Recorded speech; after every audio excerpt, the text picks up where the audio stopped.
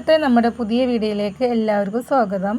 അപ്പോൾ ഇന്ന് ചെറിയൊരു ഡേ മൈ ലൈഫാണ്. നമ്മുടെ രാവിലത്തെ കുറച്ച് കാര്യങ്ങളൊക്കെയാണ് കേട്ടോ. അപ്പോൾ നമ്മൾ രാവിലെയാണ് ഇന്ന് ക്ലാസ് ഇല്ല മോൾക്ക്. അപ്പോൾ കുറച്ച് ലേറ്റ് ആയിട്ടാണ് കിച്ചണിലേക്ക് പോയത്.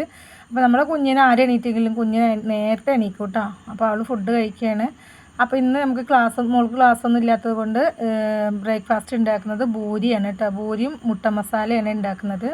അപ്പോൾ ഞാൻ പൂരി ഉണ്ടാക്കുമ്പോൾ മൈദമാവാണ് കൂടുതൽ എടുക്കാറ് കേട്ടോ. അപ്പോൾ 2 കപ്പ് മൈദ എടുത്തിട്ടുണ്ട്. പിന്നെ നമ്മൾ റേഷൻ കടയിൽ ആട്ടമാവ് ഉണ്ടല്ലോ, അതാണ് എടുത്തിട്ടുള്ളത്. അപ്പോൾ അത് 1 കപ്പ് കേട്ടോ. 1 കപ്പ് ആട്ടമാവും 2 കപ്പ് മൈദയാണ് കേട്ടോ. എന്നാലേ നമ്മൾ പൂരി നല്ല ടേസ്റ്റ് ഉണ്ടാവുള്ളൂ.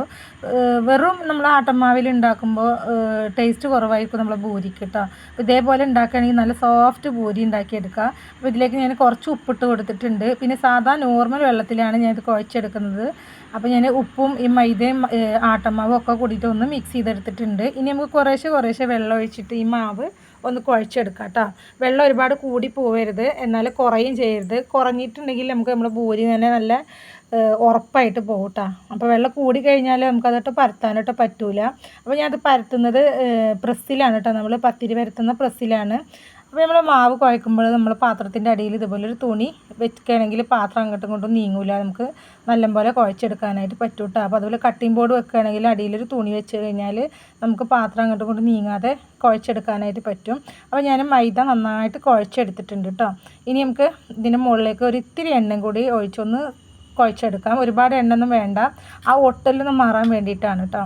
അപ്പോൾ ഞാൻ കുറച്ച് സൺഫ്ലവർ ഓയിലാണ്, ഏത് ഓയിൽ ഒഴിക്കാം കേട്ടോ. അത് കുറച്ച് ഒഴിച്ചു കൊടുത്താൽ മതി. എന്നിട്ട് ഞാനിതൊന്ന് കുഴച്ചെടുക്കുന്നുണ്ട് കേട്ടോ. അപ്പോൾ നല്ല സോഫ്റ്റ് പൂരിയാണ്, നന്നായി പൊന്ത് കിട്ടും ചെയ്യും.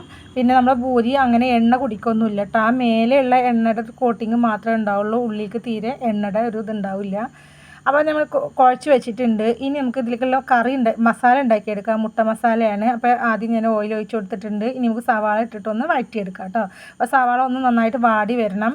അപ്പോൾ ഞാൻ ആദ്യം മാവ് കുഴച്ച് വെച്ചിട്ട് മസാല ഉണ്ടാക്കിയെടുക്കാറാണ്. കാരണം നമ്മൾ പൂരി ഉണ്ടാക്കി വെച്ച് കറി ഉണ്ടാക്കാനിരുന്നാൽ നമ്മൾ പൂരി തണുത്ത് പോകും. അപ്പോൾ നല്ല ഇങ്ങനെ വീർത്തിരിക്കുന്ന പൂരി ചൂടോടെ കഴിക്കാനല്ലേ നമുക്ക് രസം ഉണ്ടാവുക. അപ്പോൾ ഞാൻ എപ്പോഴും ആദ്യം മാവ് കുഴച്ച് വെച്ചിട്ട് കറി ഉണ്ടാക്കും. എന്നതിന് ശേഷമാണ് ഞാൻ പൂരി പരത്തിയെടുക്കാറ് കേട്ടോ. അപ്പോൾ തന്നെ നമുക്ക് കുഴച്ച ഉടനെ തന്നെ നമുക്ക് പൂരി ഉണ്ടാക്കാം. അപ്പോഴും നല്ല സോഫ്റ്റ് പൂരിയായി കിട്ടും കേട്ടോ. അപ്പോൾ നമ്മൾ ഉള്ളി നന്നായിട്ട് വാടി വന്നപ്പോൾ അതിലേക്ക് ഇഞ്ചി വെളുത്തുള്ളി ചതച്ചത്, പച്ചമുളക് അരിഞ്ഞത്, കറിവേപ്പിലയും കൂടി ചേർത്ത് കൊടുക്കുന്നുണ്ട്. എന്നിട്ട് എല്ലാം കൂടി നന്നായിട്ടൊന്ന് വഴറ്റിയെടുക്കാം കേട്ടോ. അപ്പോൾ നല്ല മൂത്ത മണം വരുന്ന വരെ നമുക്ക് വഴറ്റണം. ഈ ഇഞ്ചിയുടെയും വെളുത്തുള്ളിയുടെ ഒക്കെ നല്ല മൂത്ത മണം വരണം കേട്ടോ. അതുവരെ നമുക്കൊന്ന് വഴറ്റിയെടുക്കാം. അപ്പോൾ നല്ല അടിപൊളി റോസ്റ്റാണ് ഇത് കേട്ടോ. മുട്ട മസാല നല്ല ടേസ്റ്റാണ്. ഇനി നമുക്കിതൊന്ന് മൂത്ത് വരുന്ന വരെ ഒന്ന് വെയിറ്റ് ചെയ്യാം. ഇനി നമുക്ക് ഇതിലേക്ക് പൊടികളൊക്കെ ചേർത്ത് കൊടുക്കണം. അപ്പോൾ നന്നായിട്ട് ഇഞ്ചി വെളുത്തുള്ളിയൊക്കെ മൂത്ത് വന്നപ്പോൾ ഞാൻ ഇതിലേക്ക് കുറച്ച് മഞ്ഞൾപ്പൊടി ചേർക്കുന്നുണ്ട്. പിന്നെ ചെറിയൊരു ടീസ്പൂൺ മല്ലിപ്പൊടി ചേർക്കുന്നുണ്ട് കേട്ടോ. മല്ലിപ്പൊടി ഒരുപാട് വേണ്ട, ഒരു ചെറിയ ടീസ്പൂണ് ചേർത്താൽ മതിയേ. പിന്നെ കുറച്ച് ഗരം മസാല ചേർക്കുന്നുണ്ട്. പിന്നെ മുളക് പൊടി ഒരുപാടൊന്നും വേണ്ട, കുറച്ച് മുളക് പൊടി ചേർത്താൽ മതി കേട്ടോ. പിന്നെ നമ്മളിൽ പച്ചമുളക് ചേർത്തിട്ടുണ്ട്, കുരുമുളക് പൊടിയും ചേർക്കുന്നുണ്ട്. അപ്പം മുളക് പൊടി ഇട്ടതിന് ശേഷം ഞാൻ കുരുമുളക് പൊടിയും കൂടി ചേർക്കുന്നുണ്ട്. ഇനി ഇതെല്ലാം കൂടി ഈ പൊടികളൊക്കെ ഒന്ന് മൂത്ത മണം വരുന്ന വരെ ഒന്ന് വഴറ്റിയെടുക്കാം കേട്ടോ. പൊടികളുടെ പച്ചപ്പൊക്കെ ഒന്ന് പോകണം, അതുവരെ നമുക്ക് വഴറ്റിയെടുക്കാം കേട്ടോ. അപ്പോൾ ഇരുമ്പ് ചട്ടിയിൽ എപ്പോഴും നമ്മൾ കുക്ക് ചെയ്യുമ്പോൾ എപ്പോഴും ചൂട് കുറച്ച് വെച്ച് വേണം പൊടികൾ ഇട്ട് കൊടുക്കാനായിട്ട്. കാരണം നമ്മുടെ ചട്ടി നല്ല ചൂടായിരിക്കും കേട്ടോ. അപ്പോൾ ഇതൊക്കെ പൊടികളൊക്കെ നന്നായിട്ട് മൂത്ത് വരട്ടെ. അത് കഴിഞ്ഞാൽ നമുക്ക് ഇതിലേക്ക് തക്കാളി ചേർത്ത് കൊടുക്കാം. തക്കാളി കുറച്ച് അധികം ചേർത്ത് കൊടുത്തോളൂ കേട്ടോ, എന്നാലേ നമ്മൾ റോസ്റ്റ് നല്ല ടേസ്റ്റ് ഉണ്ടാവുള്ളൂ. അപ്പോൾ തക്കാളിയും കൂടി ചെറുതായി അരിഞ്ഞ് ചേർത്ത് കൊടുത്തിട്ടുണ്ട്. ഇനി തക്കാളി നന്നായിട്ട് വെന്തുടയണം കേട്ടോ. നന്നായിട്ട് വെന്തുടയുന്നവരെ നമുക്ക് വേവിച്ചെടുക്കണം. അപ്പോൾ ഇതിലേക്ക് നമുക്ക് ഉപ്പ് ചേർത്ത് കൊടുക്കാം. കുറച്ച് ഉപ്പും കൂടി ചേർക്കുകയാണ്. എന്നിട്ട് നന്നായിട്ടൊന്ന് വഴറ്റിയെടുക്കാം കേട്ടോ. തക്കാളി ഇങ്ങനെ ഉടഞ്ഞ് വരണം കേട്ടോ. എന്നിട്ട് ഇങ്ങനെ കറി ഇങ്ങനെ കുറുകിയ ലെവലിൽ നമ്മൾ റോസ്റ്റ് ഉണ്ടല്ലോ അതേപോലെ ആയി കിട്ടണം കേട്ടോ. അപ്പോൾ നമുക്ക് ഇതിലേക്ക് വേണമെങ്കിൽ ഒരു ഇത്തിരി വെള്ളം കൂടി ഒഴിച്ചു കൊടുക്കാം. എന്നാലേ നമുക്ക് കറി ഒന്ന് ഒത്തിരി ലൂസായി കിട്ടണം, അല്ലെങ്കിൽ നമ്മൾ പൊടികളൊക്കെ അങ്ങനെ അടിക്ക് പിടിച്ച് കരിഞ്ഞ പോലെ ആവും കേട്ടോ. അപ്പോൾ ഒത്തിരി നമുക്ക് വെള്ളം ഒഴിച്ച് കൊടുക്കാം. ഒരുപാട് വെള്ളം ഒഴിക്കരുത്, കുറച്ച് വെള്ളം ഒഴിച്ചെടുത്താൽ മതി കേട്ടോ. അപ്പോൾ ഞാനിതിലേക്ക് കുറച്ച് വെള്ളം ഒഴിച്ച് കൊടുക്കുന്നുണ്ട്. അപ്പോൾ ആദ്യം ഒരു ഇത്തിരി ഒഴിച്ച് നമുക്ക് നോക്കുക. എന്നിട്ടൊന്ന് നന്നായിട്ടൊന്ന് ഇളക്കിയതിന് ശേഷം പോരെങ്കിൽ ഒരു ഇത്തിരിയും കൂടി ഒഴിക്കാം കേട്ടോ. അപ്പോൾ ഞാൻ കുറച്ചും കൂടി വെള്ളം ഒഴിച്ച് കൊടുക്കുന്നുണ്ട്. കാരണം നമുക്ക് കറി ഒരു ഇത്തിരി ഒന്ന് ലൂസ് പോലെ ആവാൻ വേണ്ടിയിട്ടാണ് കേട്ടോ. ഇത്രയും മതി കേട്ടോ. എന്നിട്ട് നമുക്കൊന്ന് ഈ തക്കാളിക്കൊന്ന് നന്നായി വേവിച്ചെടുക്കാം. അല്ലെങ്കിൽ നമ്മൾ തക്കാളി വെന്തുടയൂല, കാരണം നന്നായി ഡ്രൈ ആയി കിടക്കുമ്പോഴേ. എന്നിട്ട് നമുക്കിതൊന്ന് തക്കാളി ഒന്ന് ഉടച്ചെടുക്കാം കേട്ടോ നന്നായിട്ട്. ഇത് കറി വെക്കാനൊക്കെ വളരെ എളുപ്പമാണ് കേട്ടോ. പെട്ടെന്ന് തന്നെ നമ്മൾ കറികളായി കിട്ടും. അപ്പോൾ ഒന്ന് നന്നായി തിളച്ച് നമ്മൾ തക്കാളിയൊക്കെ നന്നായി വെന്തുടഞ്ഞ് വന്നിട്ടുണ്ട് കേട്ടോ. അപ്പോൾ ഇനി ഇതിലേക്ക് നമുക്ക് മുട്ട ഞാൻ ഒരു മുട്ടനെ അതുപോലെ 4 പീസാക്കിയിട്ടാണ് വെച്ചിട്ടുള്ളത് കേട്ടോ. എന്നിട്ട് നമുക്ക് ഇതിലേക്കും ചേർത്ത് കൊടുക്കാം. ഉണ്ണി പെട്ടെന്ന് ഉടഞ്ഞു പോകും. അപ്പോൾ ഇട്ട് കഴിഞ്ഞാൽ ഒരുപാട് കുത്തി ഇളക്കരുത് കേട്ടോ. അപ്പോൾ നമ്മൾ 4 ആക്കിയിട്ട് കീറിയിട്ടുണ്ട് മുട്ട. ഇങ്ങനെ ഇടുമ്പോൾ ഒന്നുകൂടി രസമാണ് നമ്മളെ മുട്ടയിലേക്കൊക്കെ ഈ മസാല പിടിക്കുമ്പോഴേ. അതുകൊണ്ടാണ് ഞാൻ ഇങ്ങനെ 4 ആക്കി കീറിയത്. ഇങ്ങനെ ഇഷ്ടമില്ലാത്തവർ നമ്മൾ സെൻറ്റർ മുറിച്ചിട്ടാലും മതി കേട്ടോ. എന്നിട്ട് മസാല ഒക്കെ പതുക്കെ നമുക്ക് ഇതിൻ്റെ മുകളിലേക്ക് ഇട്ടിട്ട് ഇങ്ങനെ ഈ മുട്ട ഇങ്ങനെ കവർ ചെയ്ത് വെക്കാം കേട്ടോ. അപ്പോൾ നമ്മളെ മസാലയിൽ ഉപ്പും എരിവും ഒക്കെ ഈ തക്കാളിയുടെ പുളിയും ഒക്കെ നമ്മളെ മസാലയിലേക്ക് ഇങ്ങനെ പിടിക്കും. പിന്നെ മല്ലിയില ഉണ്ടെങ്കിൽ കുറച്ച് മല്ലിയിലയും കൂടി ചേർത്ത് കൊടുക്കാം. ഞാനിപ്പോൾ ഇതിലേക്ക് മല്ലിയില ചേർക്കുന്നില്ല. എന്നിട്ട് നന്നായിട്ട് ഇങ്ങനെ മെല്ലെ മസാല ഒക്കെ അതിൻ്റെ മുകളിലേക്ക് ഇങ്ങനെ പൊത്തി വെച്ച് കൊടുക്കുക. ഇത് നമ്മൾ പൊറാട്ടയിലേക്കൊക്കെ നല്ല അടിപൊളി ടേസ്റ്റാണ് കേട്ടോ. പത്തിരി പൊറാട്ട അപ്പത്തേക്കൊക്കെ നല്ല ടേസ്റ്റാണ് കേട്ടോ. അപ്പോൾ നമ്മൾ മസാല റെഡി ആയിട്ടുണ്ട്. ഇനി നമുക്ക് ബൂരി ഉണ്ടാക്കിയെടുക്കാം കേട്ടോ. അപ്പോൾ ഞാൻ മാവ് കുഴച്ചത് ഇതുപോലെ കുഞ്ഞു ഉണ്ടകളാക്കി വെച്ചിട്ടുണ്ട്. ഇനി ഞാൻ പ്രസ്സിലാണ് പരത്തുന്നത്. അപ്പോൾ ഈ പാത്രത്തിൻ്റെ അരിക്ക് ഞാൻ ഇത്തിരി ഓയിൽ ഒഴിച്ചിട്ടുണ്ട് കേട്ടോ. അപ്പോൾ അതിലിങ്ങനെ തൊട്ടിട്ട് പ്രസ്സുമ്പോൾ ഇങ്ങനെ പുരട്ടി കൊടുക്കും. അപ്പോൾ എണ്ണ ചൂടായിട്ടുണ്ട്. അപ്പോൾ നമുക്ക് പരത്താം. പരത്തി ഇങ്ങനെ വെക്കരുത് കേട്ടോ. പ്രസ്സിലായതുകൊണ്ട് പരത്തി വെച്ച് കഴിഞ്ഞാൽ ഇതിങ്ങനെ ചെറുതായി വരും. അപ്പോൾ ഓരോന്ന് പരത്തുമ്പോഴും അപ്പോഴേക്കപ്പോൾ എണ്ണയിലേക്ക് ഇട്ട് വറക്കുകയാണ് ചെയ്യുന്നത്. അപ്പോൾ ഞാനിതായിട്ട് ഒന്ന് പരത്തിയിട്ടുണ്ട്. പരത്തിയിടുന്നത് തന്നെ നമ്മൾ ചൂടായ എണ്ണയിലേക്ക് ഇട്ട് കൊടുക്കുകയാണ്. ഞാൻ കത്തിയാണ് എടുത്തിട്ടുള്ളത് മറിച്ചിടാൻ കേട്ടോ.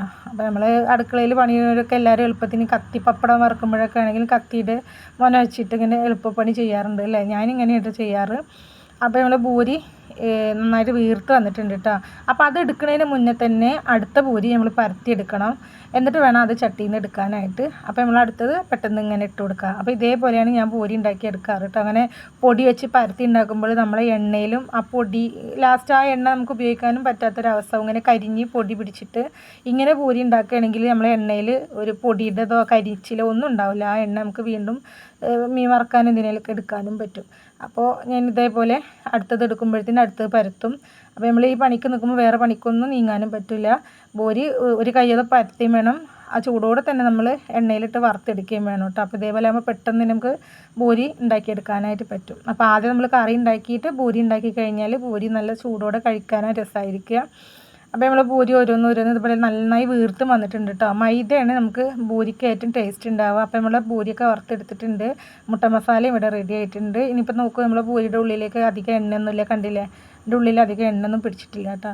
അപ്പോൾ നല്ല ടേസ്റ്റാണ് കേട്ടോ. ബൂരി നല്ല സോഫ്റ്റാണ്, തീരെ ഉറപ്പൊന്നുമില്ല. അപ്പോൾ നമ്മൾ ബൂരിയും ചായയൊക്കെ കുടിച്ച് കഴിഞ്ഞിട്ടൊന്ന് പതിവ് പോലെ തന്നെ നമ്മളെ കൈപ്പക്കയുടെ അടുത്തൊക്കെ ഒന്ന് വന്ന് നോക്കുകയാണ് കേട്ടോ. അപ്പോൾ എല്ലാം നന്നായിട്ട് പടർന്ന് കയറി വന്നിട്ടൊക്കെ ഉണ്ട്. അപ്പോൾ മുന്നത്തെ ഉഷാറൊക്കെ പോയിക്കണം കേട്ടോ. ഒരു ചെറുതായിട്ടൊന്ന് വാടിച്ചൊക്കെ വന്നിട്ടുണ്ട്. പിന്നെ നമ്മൾ പാവയ്ക്കൊക്കെ പഴുക്കുന്നുണ്ട് കേട്ടോ. ഇങ്ങനെ വണ്ണം വെക്കുന്നില്ല, നീളം നന്നായിട്ട് വെക്കുന്നുണ്ട്. അപ്പോൾ കുറേയൊക്കെ പഴുത്ത് നിൽക്കുന്നുണ്ട് കേട്ടോ. അപ്പോൾ ഞാനതൊക്കെ പൊട്ടിച്ചെടുക്കുകയാണ്.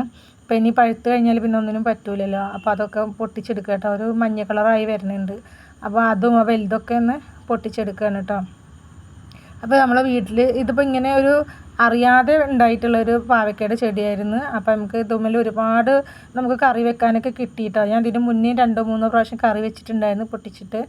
അപ്പോൾ ഇന്നിപ്പോൾ നമുക്ക് അത്യാവശ്യം പാവയ്ക്ക ഇതിൻ്റെ മുകളിൽ നിന്ന് പൊട്ടിക്കാൻ കിട്ടിയിട്ടുണ്ട് കേട്ടോ. അപ്പോൾ നമ്മൾ വിഷങ്ങളും മരുന്നുകളൊന്നും അടിക്കാത്ത നല്ല ഫ്രഷ് പാവയ്ക്ക നമ്മളെ വീട്ടിൽ നിന്ന് തന്നെ കിട്ടിയിട്ട് നമുക്ക് കറി വെക്കുമ്പോൾ അത് നമുക്കൊരു സന്തോഷമാണ്, നമുക്ക് കഴിക്കാനൊരു പൊരുത്താണല്ലേ. അപ്പോൾ ഇതുപോലെയൊക്കെ ഒന്ന് വീട്ടിൽ നമ്മൾ തന്നെ സ്വന്തമായിട്ട് കൃഷികളൊക്കെ ചെയ്യാൻ സ്ഥലമുള്ളവരൊക്കെ ഉണ്ടെങ്കിൽ നമുക്ക് വീട്ടിലേക്കുള്ള പച്ചക്കറിയൊക്കെ ഇതുപോലെ ഉണ്ടാക്കിയെടുക്കാനായിട്ട് പറ്റും. അപ്പോൾ ഞാൻ ഇതൊക്കെ പൊട്ടിച്ച് നിൽക്കുമ്പോഴാട്ടോ പറമ്പിൽ ഒരു ആമ, വലിയൊരു ആമ കേട്ടോ. അപ്പോൾ എങ്ങനെയോ പുറത്തുനിന്ന് അരിച്ച് കയറി വന്നിട്ടുള്ളതാണ് പാവം. അപ്പോൾ അതിനൊക്കെ കുറച്ച് നേരമൊക്കെ നോക്കി നിന്ന് നമ്മൾ പാവയ്ക്കൊക്കെ പൊട്ടിച്ചെടുത്തിട്ടുണ്ട്. കണ്ടില്ലേ, കുറേയൊക്കെ പഴുത്തു. പിന്നെ വണ്ണം വെക്കണില്ല കേട്ടോ. ഒക്കെ ഇങ്ങനെ മെലിഞ്ഞിട്ടാണ്, നല്ല നീളമുണ്ട് പക്ഷെ വണ്ണം വെക്കുന്നില്ല. പിന്നെ ഇങ്ങനെ അത്രയും ആകുമ്പോഴത്തേന് തന്നെ പഴുപ്പ് വരികയാണ്. മുറിച്ച് നോക്കുമ്പോൾ അതിൻ്റെ കുരുവൊക്കെ നന്നായിട്ട് മൂത്തിട്ടൊക്കെ കാണാനുണ്ട്. അപ്പോൾ ഇത്ര തന്നെ വണ്ണം വെക്കുള്ളൂ തോന്നുന്നു. അപ്പോൾ ഞാനിതൊക്കെ പൊട്ടിച്ചു കേട്ടോ. അപ്പോൾ ഇനി നമുക്ക് ഇത് വെച്ചുകൊണ്ടൊരു ഉച്ചക്കൽക്കൊരു കറി ഉണ്ടാക്കാമെന്ന് വിചാരിക്കുന്നുണ്ട്. തേങ്ങ നരക്കാത്ത നല്ല എന്താ പറയുക പാവയ്ക്ക റോസ്റ്റാണ് കേട്ടോ. കയ്പ്പൊന്നും ഇല്ലാത്തൊരു അടിപൊളി റോസ്റ്റാണ്.